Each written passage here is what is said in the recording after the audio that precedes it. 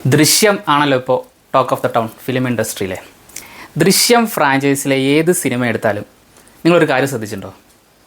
ദൃശ്യത്തിലെ the real deal എന്ന് പറയുന്നത്, അല്ലെങ്കിൽ ദ എക്സ്ട്രീം വില്ലനിസം കാണിക്കുന്ന ആൾ എന്ന് പറയുന്നത് എനിക്ക് തോന്നിയിട്ടുള്ളത് റാണിയാണ്. ജോർജ് കുട്ടിയുടെ സഹധർമ്മിണി റാണി.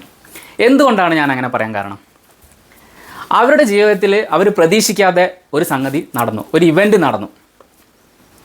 ആക്സിഡൻ്റലായിട്ട് ഒരു മരണം അവരുടെ വീടിൻ്റെ ഔട്ട് ഹൗസ് അല്ലെങ്കിൽ ഒരു ചായ്പിൽ വെച്ചിട്ട് നടന്നു.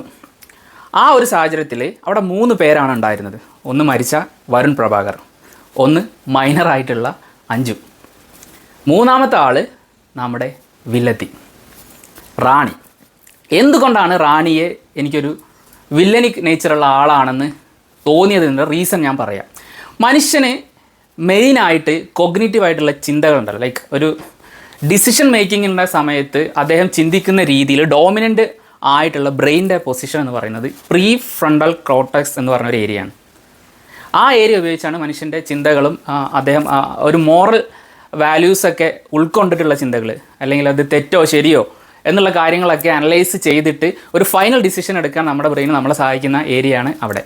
പക്ഷേ റാണിയുടെ കുടുംബത്തിൽ സംഭവിച്ച പോലെയുള്ള ഒരു പാനിക് സിറ്റുവേഷനിൽ, അത്രയും സ്ട്രെസ്ഫുൾ ആയിട്ടുള്ള ഒരു സിറ്റുവേഷനിൽ generally pre frontal cortex work ചെയ്യില്ല. റാണിയുടെ കാര്യത്തിൽ അത് വളരെയധികം സപ്രസ്ഡ് ആയിരുന്നു എന്ന് വേണം പറയാൻ.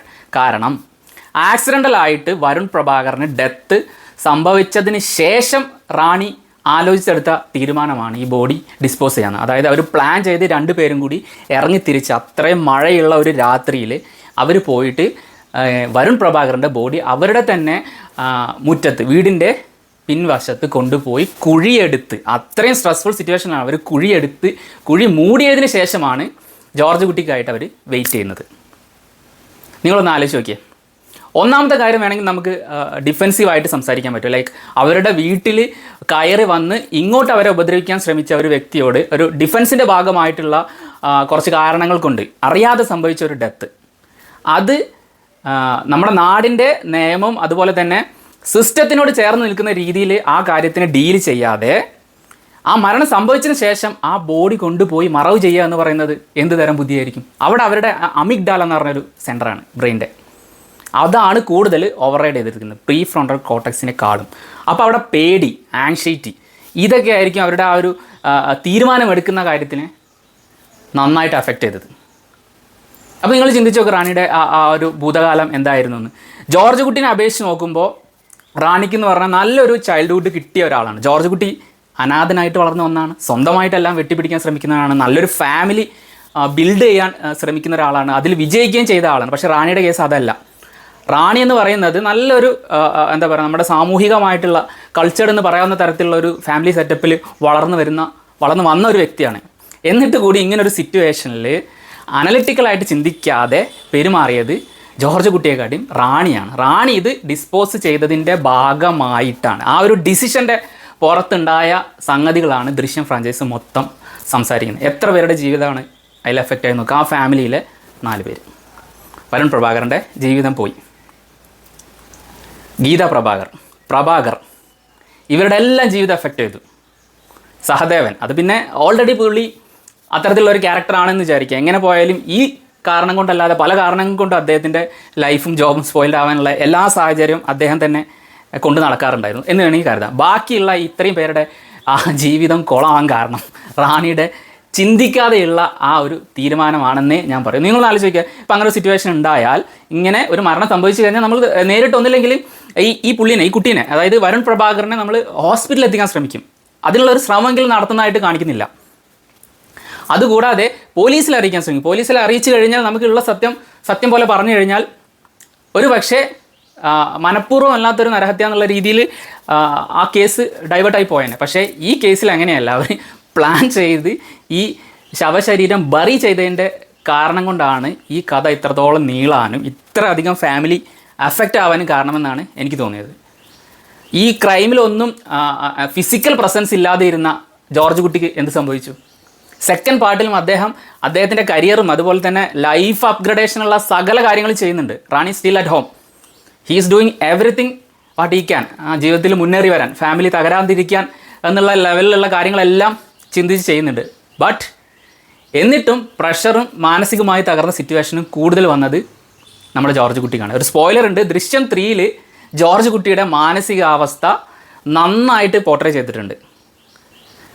ദൃശ്യം 3-ൽ സംഭവിച്ചത് എന്താ വെച്ചാൽ, അദ്ദേഹം ഇത്ര കാലം അങ്ങനെ ഒരു രഹസ്യം മനസ്സിൽ കൊണ്ട് നടക്കുകയും ഇങ്ങനെ ഒരു സിറ്റുവേഷനിൽ കാലങ്ങളോളം അതും പേറി നടക്കുന്നതിൻ്റെ ഭാഗമായിട്ട് അദ്ദേഹത്തിന് മാനസികമായി സംഭവിക്കുന്ന ആ ട്രാൻസ്ഫോർമേഷൻ അദ്ദേഹം തിരിച്ചറിയുന്ന നിമിഷമാണ് ആക്ച്വലി ഈ സിനിമ എൻഡ് ചെയ്യുന്നത്, ദൃശ്യം 3 എൻഡ് ചെയ്യുന്നത്. അങ്ങനെ ഒരു സാഹചര്യത്തിലോട്ട് എത്താൻ കാരണം തന്നെ ഈ റാണിയുടെ ഒരു റോങ് ഡിസിഷനാണ്. അവിടെ മൈനറായിരുന്ന അഞ്ജുവിനെ നമുക്ക് എക്സ്ക്ലൂഡ് ചെയ്യാൻ പറ്റും. കാരണം അദ്ദേഹത്തിന് അറിയില്ല, അദ്ദേഹം വളരെ കുറച്ച് കാര്യങ്ങളെ ഭൂമിയിൽ ജീവിച്ചിട്ടുള്ളൂ, കുറച്ച് കാര്യങ്ങളെ എക്സ്പീരിയൻസ് ചെയ്തിട്ടുള്ളൂ. പക്ഷേ റാണിയുടെ കേസ് അതല്ല. റാണി ചിന്തിച്ച് പ്രവർത്തിച്ചിരുന്നെങ്കിൽ ഒരുപാട് ഫാമിലി രക്ഷപ്പെട്ടേനെ, ഒരുപാട് ഫാമിലിയുടെ മാനസിക ആരോഗ്യം പ്രിസർവ് ചെയ്യാൻ പറ്റിയേനെ എന്നാണ് എനിക്ക് തോന്നിയിട്ടുള്ളത്. അപ്പോൾ ദൃശ്യം ഫ്രാഞ്ചൈസിയിലെ the real deal, the real villain എന്ന് പറയുന്നത് എനിക്ക് തോന്നിയത് റാണിയാണ്. മറ്റൊരു കാര്യം കൂടി എന്താണെന്ന് വെച്ചാൽ, ഞാൻ നേരത്തെ പറഞ്ഞല്ലോ പ്രീ ഫ്രോണ്ടൽ കോർട്ടക്സിൻ്റെ കാര്യം. അപ്പോൾ നിങ്ങൾക്ക് വേണമെങ്കിൽ പറയാം, ഈ ഇൻസിഡൻ്റൊക്കെ നടന്ന് 2-3 ദിവസത്തിന് ശേഷം ഇവർ നോർമൽസി മെയിൻറ്റെയിൻ ചെയ്യാനാണ് ആ ഒരു ഡെയിലി റുട്ടീനൊക്കെ അതുപോലെ തുടർന്നു, മേക്കപ്പ് കാര്യങ്ങളെല്ലാം അതുപോലെ തുടർന്നു എന്ന് വേണമെങ്കിൽ പറയാം. അപ്പോൾ റാണിയുടെ പ്രീ ഫ്രോണ്ടൽ കോർട്ടക്സ് വർക്ക് ചെയ്യുന്നുണ്ട്, കാരണം ചിന്തിച്ച് ചെയ്യാനുള്ള കാര്യങ്ങളാണത്. പക്ഷേ ആദ്യത്തെ സിറ്റുവേഷനിൽ, അതായത് തലേന്ന് നടന്ന ആ സാഹചര്യത്തിൽ അത് പ്രോപ്പറായിട്ട് ഉപയോഗിച്ചില്ല. അത് ഉപയോഗിക്കാത്തതിൻ്റെ കാര്യമാണ് ഞാൻ അങ്ങനെ പറയാൻ കാരണം ഇങ്ങനെയുള്ള സിറ്റുവേഷനിലേക്ക് അത് തീരുമാനങ്ങൾ എടുക്കാൻ, നോർമൽസി മെയിൻറ്റെയിൻ ചെയ്യണം, ആർക്കും സംശയം തോന്നരുത് എന്നുള്ള കാര്യങ്ങളൊക്കെ ചിന്തിക്കാൻ പ്രീ ഫ്രോണ്ടൽ കോർട്ടക്സ് വേണം. അപ്പോൾ അത് ആക്റ്റീവാണ്. അത് ഉപയോഗിക്കാത്തത് കൊണ്ടാണ് ഇത്രയും വലിയൊരു പ്രോബ്ലത്തിലോട്ട് ആ ഫാമിലിയും ആ ഫാമിലി കാരണം ജീവൻ നശിച്ച വരുൺ പ്രഭാകറും അദ്ദേഹത്തിൻ്റെ ഫാമിലിയും ചെന്നെത്തിയത്. ഓൺലി റീസൺ റാണിയുടെ ഒരു ബാഡ് ഡിസിഷൻ. റാണി നമുക്ക് അങ്ങനെ മൊത്തത്തിൽ കുറ്റം പറയാൻ പറ്റുമെന്ന് ചോദിച്ചു കഴിഞ്ഞാൽ അത് ചിന്തിക്കേണ്ടിയിരിക്കുന്നു. കാരണം റാണിയുടെ കേസിൽ നമുക്ക് വേണമെങ്കിൽ ഇങ്ങനെ കൺസിഡർ ചെയ്യാം കുറച്ച് കാര്യങ്ങൾ. ഒരു മദർലി ഇൻസ്റ്റിങ്ക്റ്റ് ചിലപ്പോൾ കൂടുതലായിരിക്കും. അപ്പോൾ ഒരു സോഷ്യൽ പ്രഷർ, എന്ത് ഇൻസിഡൻറ്റിനാണ് വരുന്നതെന്ന് അറിയാമല്ലോ, എന്ത് കാരണം കൊണ്ടാണെന്ന്. കുട്ടിയുടെ ഒരു ലീക്ഡ് വീഡിയോ ഓൺലൈൻ സ്പ്രെഡ് ആക്കുമെന്നൊക്കെ പറഞ്ഞുള്ള ത്രെട്ടനിങ് വരുണിൻ്റെ ഭാഗത്തു നിന്ന് ഉണ്ടായിട്ടുണ്ടായിരുന്നു. അപ്പോൾ വരുണിൻ്റെ ഭാഗത്തു നിന്ന് അങ്ങനെ ഒരു സാഹചര്യം, അങ്ങനെ ഒരു ടേം അല്ലെങ്കിൽ അങ്ങനെ ഒരു കാര്യം അദ്ദേഹം പറയുന്ന സമയത്ത് റാണി ചിന്തിക്കുക ഒരു നോർമൽ കൺസർവേറ്റീവ് ആയിട്ടുള്ള ഒരു അമ്മയെ പോലെയാണ്. അങ്ങനെ ചിന്തിച്ചതിൻ്റെ ഭാഗമായിട്ട് എന്ത് പറ്റി, അദ്ദേഹത്തിന് നന്നായിട്ട് ആലോചിച്ച് തീരുമാനം എടുക്കാൻ പറ്റില്ല. ഫാമിലി തകരുന്ന തരത്തിൽ, അതായത് ഈ വീഡിയോ എങ്ങനെ ലീക്കായി കഴിഞ്ഞാൽ അവരുടെ സാമൂഹികമായിട്ടുള്ള അക്സെപ്റ്റൻസ് പോവും, മകളുടെ കരിയർ പോവും, ജീവിതം പോവും, മൊത്തം ഫാമിലി തകരും എന്നുള്ള ചിന്തയാണ് ആദ്യം വന്നത്. പക്ഷേ മറ്റൊരു ഡിസിഷൻ എടുത്തിട്ടും റിസൾട്ട് ആദ്യം ചിന്തിച്ചതിനെക്കാട്ടും ബാഡായിരുന്നു. മൊത്തം ഫാമിലി തകർന്നു. ഇപ്പോൾ ദൃശ്യം 3-ലോട്ട് വരുമ്പോൾ ലാലേട്ടൻ കംപ്ലീറ്റ് ഔട്ട്. നിങ്ങൾ സിനിമ കാണുമ്പോൾ മനസ്സിലാവും. എന്താണ് നിങ്ങൾക്ക് തോന്നിയത് റാണി ആസ് എ ക്യാരക്ടർ ഫ്രം ദൃശ്യം? നിങ്ങളുടെ അഭിപ്രായങ്ങളും റാണിയെക്കുറിച്ചുള്ള നിങ്ങളുടെ ചിന്തകളും താഴെ കമൻറ്റ് ബോക്സിൽ രേഖപ്പെടുത്തുക. മറ്റൊരു വീഡിയോ ആയിട്ട് വീണ്ടും കാണാം. ബൈ.